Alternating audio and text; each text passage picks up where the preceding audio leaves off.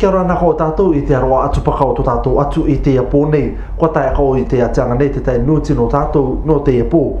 Kia ora again, the people of the Cook Islands. Welcome to tonight's local news, brought to you by CITC and Ruaau.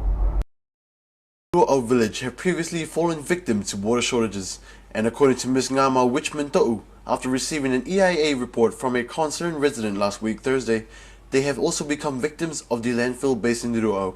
So what I thought I'd do was that I would meet up with the appropriate ministers who are responsible for this landfill.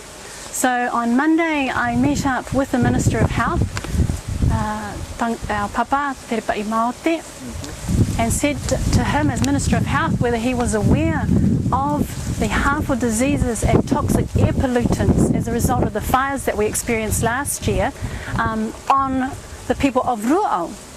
And also to Honourable Tangata Vavia, who was also in attendance to the meeting on Monday. It's his ministry that actually operationalises the Rarotonga landfill. So I was asking him, did you know that this landfill, according to the EIA report, is running in a non-compliant manner? Ms. Ta'u also says that because the landfill is not compliant, it has left the people of Ruaau in a vulnerable position.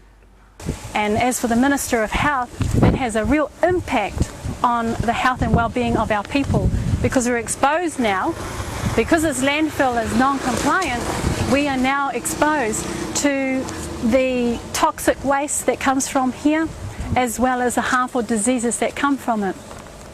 So their response to me was basically, to me and Uncle Sam, was, well, we know all about it, so give us a year and the Ministry of Infrastructure and Planning will deal with it. Ms. Ta'u also told local news she then had a meeting with Honourable Minister Ngama Monoko.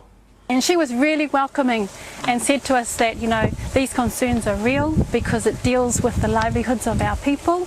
So she was more than happy for us to take these concerns directly to Cabinet under her wing as Minister of Environment.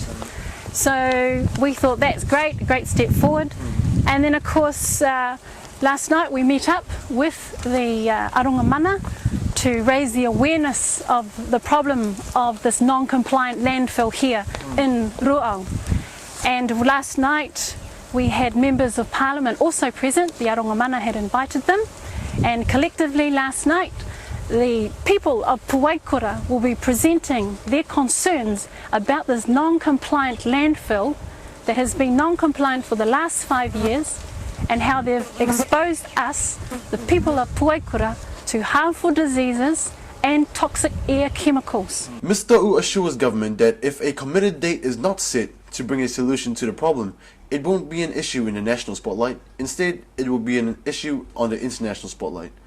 I believe Barbara Drever is coming to our shores in a couple of weeks, and I'm sure that she would be most favourable to the story and take it internationally, and perhaps that will draw the attention of the donors, the Asian Development Bank, NZA, all of those that commit to the well-being of our people here in Rarotonga. So that would be our alternative if government doesn't respond favourably by giving us a committed date. And of course, you know, there was the comment made by one of the government officials to us, and that was, well, if you're not happy, why don't you go and sue government?